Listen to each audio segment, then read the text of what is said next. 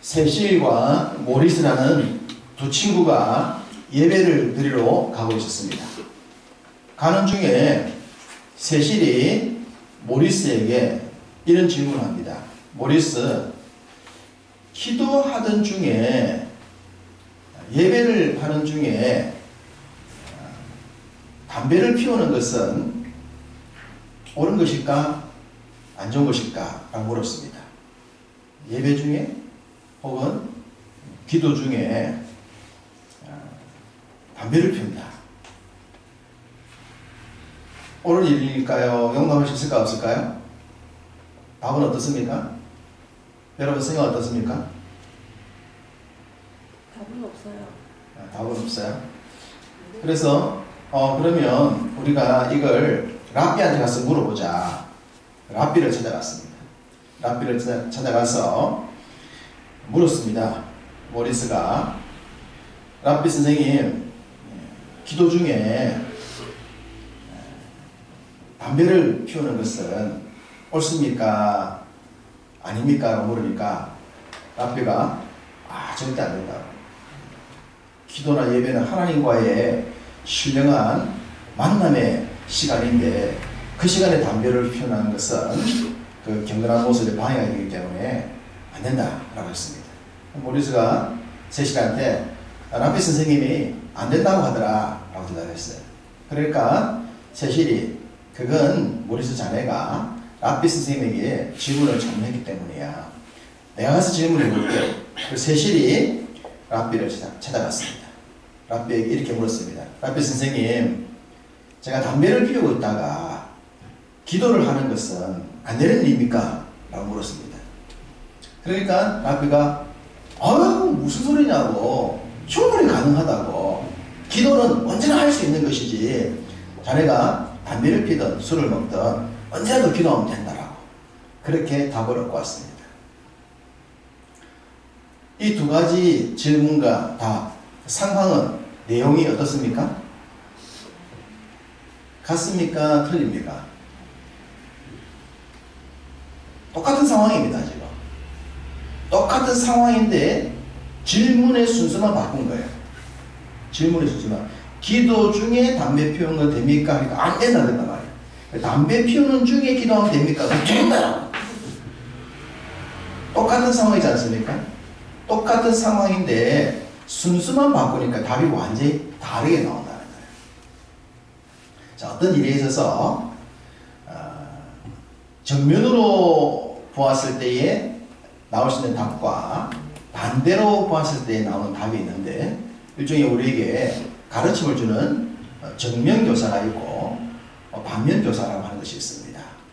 정면교사는 좀 좋은 상황에서 주어진 교훈이라면, 반면교사는 좋지 못한 상황이나 실패했을 때 우리 주는 교훈이라고 볼 수가 있겠습니다. 중요한 것은 우리가 세상을 살아갈 때 좋은 것들만 통해서 도움을 받는 것이 아니라는 거죠. 좋지 못한 상황을 통해서 도움을 받는다. 그래서 정면교사이든 반면교사이든 우리는 그것을 통해서 교훈을 받고 도전을 받고 도움을 받아야 한다는 겁니다. 성경을 보게 되면 왕들에 대한 이야기가 나오는데 그 왕들의 이야기가 좋은 이야기만 있는 것이 아닙니다. 사실은 좋은 이야기보다도 좋지 않은 이야기가 훨씬 많습니다.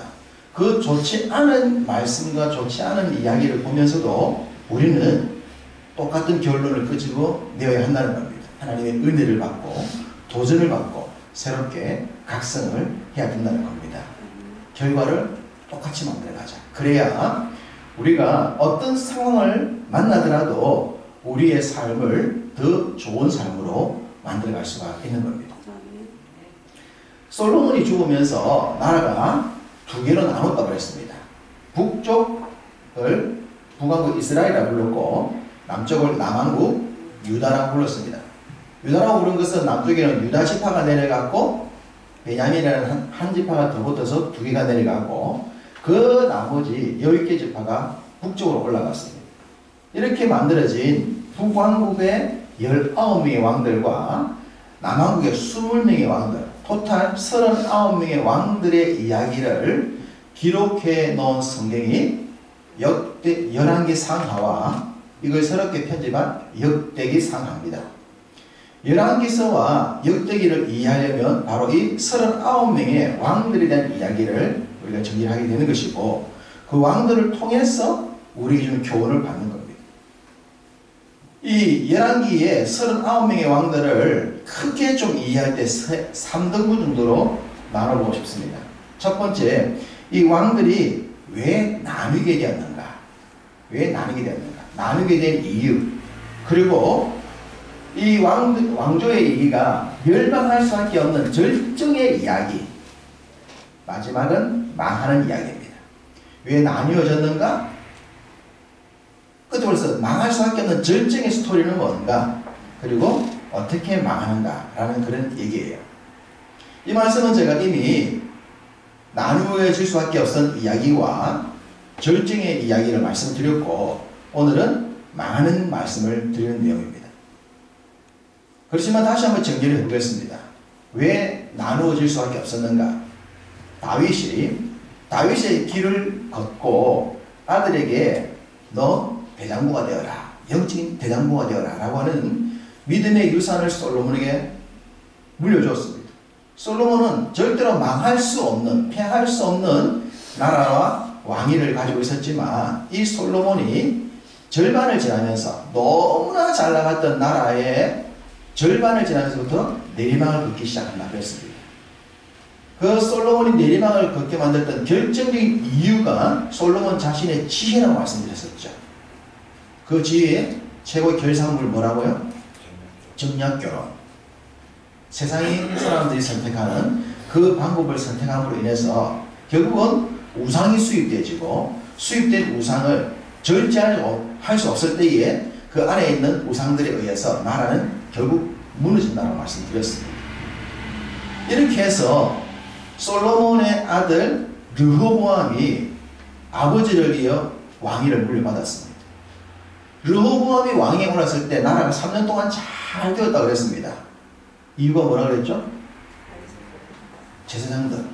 제사장들이 여로보암을 따라서 북쪽에 올라갔던 제사장들이, 경건한 제사장들이 내려왔다고 했어요.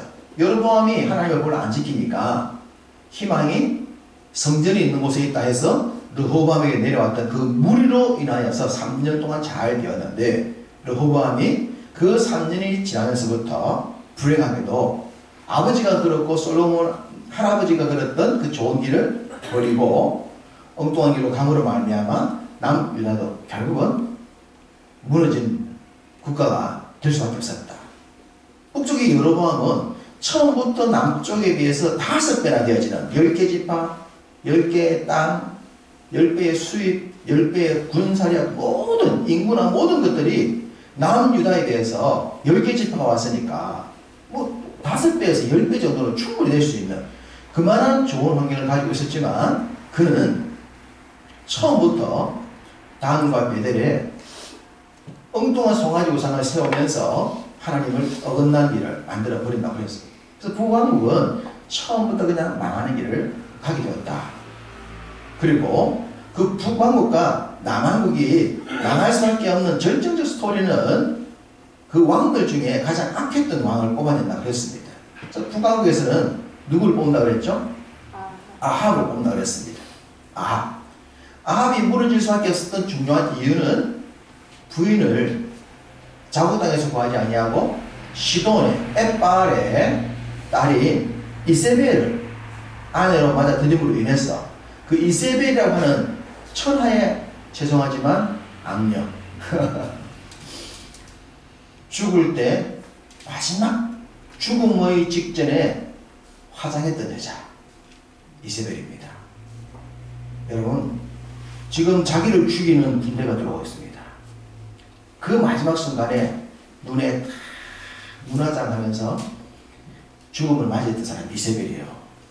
무섭지 않습니까? 죽음의 마지막 순간에, 그것도 그냥 죽는 게 아니라 자연사면 충분히 꿈을 수 있지만 자기를 죽이려는 대적에 의해 목숨을 잃게 되는 상황에 화장했던 여자니까 얼마나 이 여인이 무서운 여인입니까?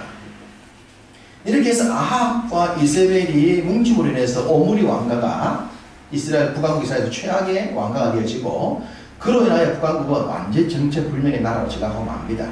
거기에다가 이 집안에서 엄마를 능가하는 또 딸이 나왔다고 했죠. 그 딸이 아달랴입니다. 아달랴. 북왕국은 이렇게 망할 수밖에 없었어요. 그러면 남왕국은 왜 망하느냐 라고 봤더니 아하스라고 하는, 제가 개인적으로 생각할 때는 남왕국의 20명의 왕들 가운데 가장 악한 할 수 있는 아하스의 그 악한 왕의 아들이 히스기야인데, 그 선한 왕 히스기야인데 히스기야의 아들 므낫세가 악함으로 인해서 하나님이 포기한다고 했어요. 남왕국, 여기도 문 닫아야 되겠구나. 그 므낫세 때문에 남왕국도 문 닫는다라고 말씀하시는 거예요. 그렇게 망할 수밖에 없어요. 이게 이제 두 사람이라면, 남왕국의 요시야와 히스기야, 그리고 랭킹 3에 해당할 수 있는 선한 왕의 이름이 여호사밧입니다. 랭킹 3이라 하면 됩니다. 근데 여호사밧이 자기의 선조였던 솔로몬이 망했던 길을 선택을 합니다. 북왕국의 아합과 이세벨의 딸인 아달랴는 북왕국의 자녀예요. 남왕국에 올 수가 없잖아요. 그런데 이 남왕국의 여호사밧이 북왕국의 아합과 동맹을 맺습니다. 랭킹 3에 해당하는 선한왕 여호사밧이 북왕국의 랭킹 1위에 해당하는 가장 악한 아합과 왜 동맹을 맺느냐? 세상적 이익 때문입니다. 여러분, 동맹은 다 자국의 이익 때문 아닙니까? 물질적인 이익, 세상적 이익, 이것 때문에 아합과 동맹을 맺어요. 사돈관계를 맺어요. 그러다가 길르앗 아못 전쟁에서 막 아합이 죽는 사건이 생기지 않습니까? 낭패를 당한 일이 생기거든요. 하나님이 굉장히 싫어하셨어요. 여호사밧이 자기 아들이 여호람인데 그 여호람의 아내로 아달랴를 데려옵니다. 이세벨 딸이 아달랴를 이 여호사밧이 며느리로 삼아요. 이게 최악의 선택이었습니다.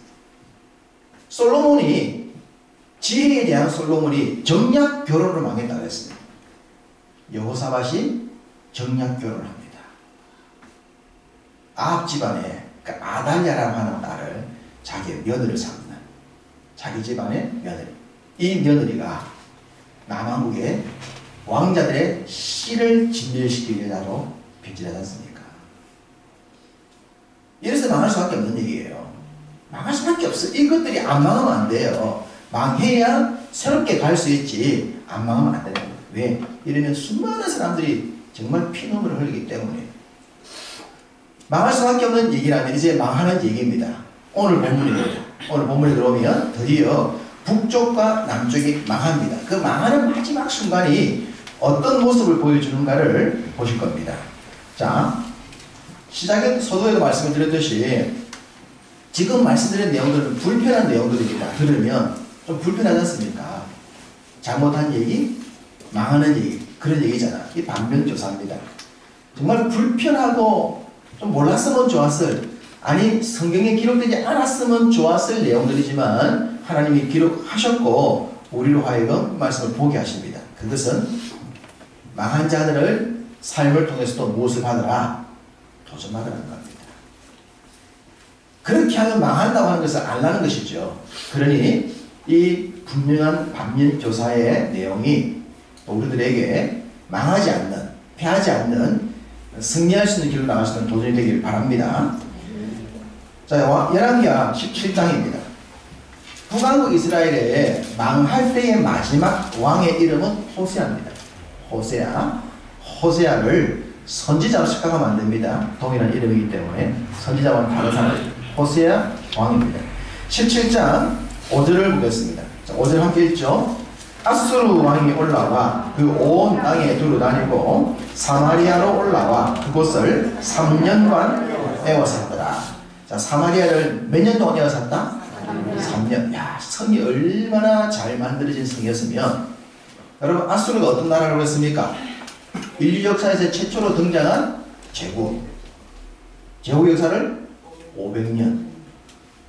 로마 박물관에 가면 이 아수르의 흔적들이 남아있는 오벨리스크를 비롯한 유적물들이 있어요. 역사가들 지금도 이 아수르를 연구해요. 인류에 등장한 최초의 제국 500년. 와, 말이 500년이지 여러분. 상상이 됩니까? 500년 제국. 아수르를 막을 나라가 있었습니다. 그 나라가 밀고 들어가면 모든 나라가 겁을 먹고 항복했던 그런 제국입니다. 그런데 이 북이스라엘이요, 이 아수르와 함께 3년을 견딥니다. 사마리아 성이. 천혜의 난공불락의 도성을 하나님이 선물로 주신 거예요. 이 난공불락 도성을 지니고 있는 이 호세아가 아수르와 3년을 견디는데, 그 견디던 호세아를 성경이 평가를 하고 있습니다. 자, 2절을 보면 이렇게 말합니다.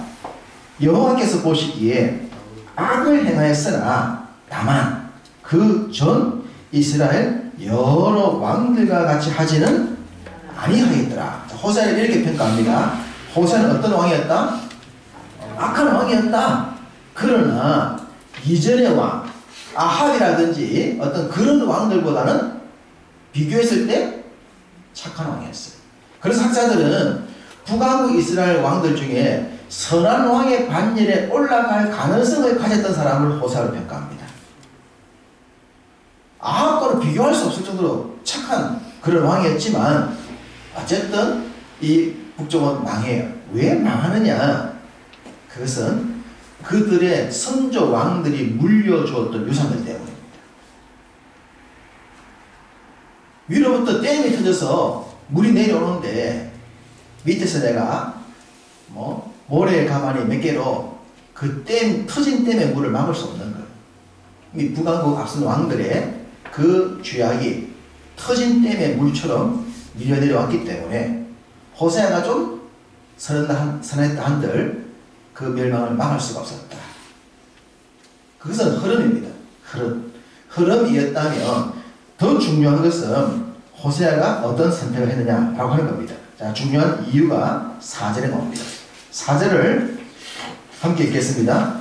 그가 애굽의 왕 소에게 사자들을 보내고 해마다 하던 대로 아수르 왕에게 종을 드리지 아니하며 아수르 왕이 호세아가 배반함을 보고 그를 옥에 감금하여 두었다라고 말합니다. 아니, 소에게 사자를 보낸다. 소에게 사자를 보내야 돼요? 사자에게 소를 보내야 돼요? 사자에게 소를 보내야 돼요? 소에게 사자를 보내면 안 되잖아요. 왕의 이름이 소입니다. 소. 애굽 왕에게 사절단을 보내는 거예요. 그런데 지금 이 북왕국은 어느 제국 앞에 위기를 맞이하고 있습니까? 아수르예요. 아수르를 막을 수가 없어요. 애굽은 이미 서산에 떨어진 태양이었습니다. 그런데 호세아가 누구를 선택합니까? 애굽을 선택합니다. 판단 미스. 국가가 생존하기 위해서 어느 나라를 선택해야 된다면 어떤 나라를 선택해야 됩니까? 강한 나라를 선택해야 됩니다. 우리가 힘이 없다. 제국의 틈바구니 속에서 우리가 힘이 없다. 그래서 우리가 생존을 선택한다 라고 말한다면 어중중한 선택하면 더 터지는 겁니다. 강한 놈한테. 그래서 가장 강한 나라한테 도움을 청해야 되는 거예요. 우리나라는 과거 그런 나라잖아요. 중국에 빌붙고 여기에 빌붙으면서 국력이 약하니 군사를 키우자는 지혜자의 말도 듣지 아니하고 관리들은 백성들의 피를 빨아먹고 그래도 우리 과거 있지 않습니까? 그럴 때에 좀 더 강한 나라에게 빌려붙어가지고 도움을 받으면 다행인데 오히려 우리의 자녀들을 보내고 우리의 딸들을 보냈던 그런 비참한 역사가 있잖아요. 그러니까 우리가 살기 위해서는 내가 강하든지 아니면 나에게 도움을 줄 수 있는 강한 자를 믿어야 되는 거예요. 근데 호세아는 강한 제국 아수르를 반대했어요. 종을 안 준 거예요. 어느 날 종을 왜 줍니까? 정복하지 말라고. 적들을 빼앗지 말라고 할당량을 주면 할당량 주면 그나마 이 땅을 지키고 내 자녀들 지킬 수 있기 때문에 종을 주는 거예요. 근데 종을 안 바치면 제국이 가만히 있습니까? 세금 내. 세금 안 내면 군대로 밀고 들어온단 말입니다. 그래서 아수르를 섬기지 않겠다고 말한다면 아수르보다 강한 나라를 섬겼어야 돼요. 그런데 이 호세아가 이미 역사에서 뒤안길로 사라진 애국 왕에게 도움을 요청하고는 아수르를 반대한단 말이에요. 그러니까 아수르가 가만히 있겠습니까? 아수르가 이스라엘을 치고 애국까지 치겠다는 거죠. 호세아의 판단 미스. 결국 북왕국 이스라엘은 이렇게 망합니다. 아수르를 섬기지 않겠다, 종을 바치지 않겠다라고 한다면 그에 합당한 이유가 있어야 됩니다. 힘이 없는 내가 강한 나라의 지배를 받고 있다가 그 나라를 대적해서 독립을 하겠다든가 나의 길을 가겠다는 생각을 가지고 있으면 그에 걸맞는 이유가 있어야 돼요. 더 강한 나라가 있든지 더 큰 힘을 준비했든지 막아낼 수 있는 힘이 있든지 뭔가 있어야 될 거 아닙니까? 호세는 없었어요. 엉뚱하게 애국을 의지하다가 나라 그냥 문을 닫아버립니다. 그런데 선지자는 그때도 계속적으로 길이 있음을 얘기를 했습니다. 그 길이 뭡니까? 시온에 데려가 있는 자, 하나님이 인정하는 축복의 사람, 하나님이 있지 않습니까? 여러분, 선지자 중에서 제일 대표하는 선지자는 누굽니까? 예수님이 변화산에 올라갔을 때 누가 나타났어요? 엘리야. 모세와 엘리야 나타났습니까? 엘리야가 선지자를 대표한다 그러잖아요. 그리고 엘리야를 능가하는 선지자가 누구예요? 엘리사잖아요. 그 엘리야와 엘리사가 북왕국 이스라엘에서 활동했던 선지자입니다. 최고의 두 선지자가요, 남쪽에서 활동한 사람이 아니에요. 이 북왕국의 왕들한테 하나님이 보냈어요. 성경을 기록하지 않은 엘리야와 엘리사. 그러나 이사야를 능가할 만큼 그 능력의 두 선지자가 그 왕들에게 하나님이 답니다. 그걸 끊임없이 얘기했습니다. 그러나 호세아는 그 선지자들의 말씀에 귀를 닫고 아수르를 반역하다, 애굽을 의지하다, 나라를 말하는 사람이다 라는 얘기를 주고 있습니다. 그럼 남왕국은 어떻게 되는가? 자, 남왕국에 대한 얘기는 25장입니다. 25장으로 가봅시다. 17장에 아수르, 북왕국과 관계된 나라가 아수르였다면 25장에 오면 남왕국의 멸망 얘기는 어느 나라입니까? 바벨론입니다. 바벨론. 그리고 왕의 이름은 시드기야입니다. 자, 남왕국의 멸망 이야기를 할 때 북왕국은 엘리야와 엘리사를 얘기한다면 남왕국은 예레미야를 기억해야 됩니다. 예레미야가 계속적으로 하는 얘기가 뭡니까? 하나님이 아수르를 버리고 바벨론을 선택하셨다. 바벨론의 나라와는 싸우지 말고 그 나라와의 관계만 잘 맺는다면 너희 나라는 회복된다. 그 얘기를 예레미야에게 준 것 아닙니까? 그러니까 왕들은 하나님의 종 예레미야의 말을 기억하면서 바벨론과의 관계를 잘 유지를 해야 되는 거예요. 자, 우리가 지금의 정세를 보면 미국이 우리에게 힘을 가지고 북한이 힘을 내고 일본이 옆에 내고 또 중국이 그런 나라입니다. 지금 북한과의 불편한 관계가 있죠. 중국에서 힘을 보태죠. 일본도 우리와 관계 안 좋죠. 미국도 계속 압력을 넣죠. 자, 이런 관계 속에서 우리가 선택을 해야 돼요. 정치적으로 어떤 선택을 해야 우리가 생존하고 우리의 자녀들이 생존할 수 있을 것인가? 우리 훗날 자녀들한테 망하지 않은 나라를 물려줄 것인가? 이게 이제 우리들의 선택권 아닙니까? 옛날에 지금은 다를 바가 없어요. 이런 속에서 위태로운 길을 걷듯이 그 당시도 애국과 아수르와 바벨론이라는 큰 제국들이 세상을 지금 막 잡아먹는 그런 세계 대전이 일어났을 때란 말입니다. 그때 이 이스라엘인데 남왕국의 시드기야가 왕이었어요. 그럼 시드기야가 왕이 됩니다. 어떻게 왕이 되는가를 보십시다.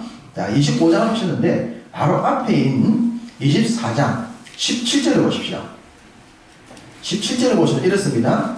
바벨론 왕이 또 여호야긴의 숙부 마따니아를 대신하여 왕으로 삼고 그의 이름을 고쳐 시드기야라 하였더라. 자, 시드기야 원래 이름은 마따니아인데 시드기야로 누가 바꿨단 말이에요? 바벨론 왕이. 그럼 시드기야를 지금 누가 인정해 준 거예요? 왕으로? 바벨론 왕입니다. 참 불행한 역사이지만 우리나라 옛날 왕이 올라갈 때 누구의 허락을 받았어요? 중국. 참 아픈 뉴스잖아요.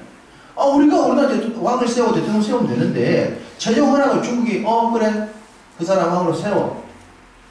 힘이 없으면 그런 거예요. 이 지금 상황이 똑같은 거예요. 이스라엘 남유다가 힘이 없어서 시드기야를 왕으로 세우는 게 바벨론 왕이었어요. 그러면 예레미야의 예언도 바벨론과 싸우지 말라는 것이었고 자기를 왕으로 세운 나라도 바벨론이면 시드기야가 누구 말 들어야 됩니까? 바벨론 왕을 따라야 나라도 안 망하고 자기 생명도 지킬 것 아닙니까? 아니 기분은 나쁠 수가 있지. 나도 한 나라의 왕인데 왜 네 말을 들여대노? 할 수 있지.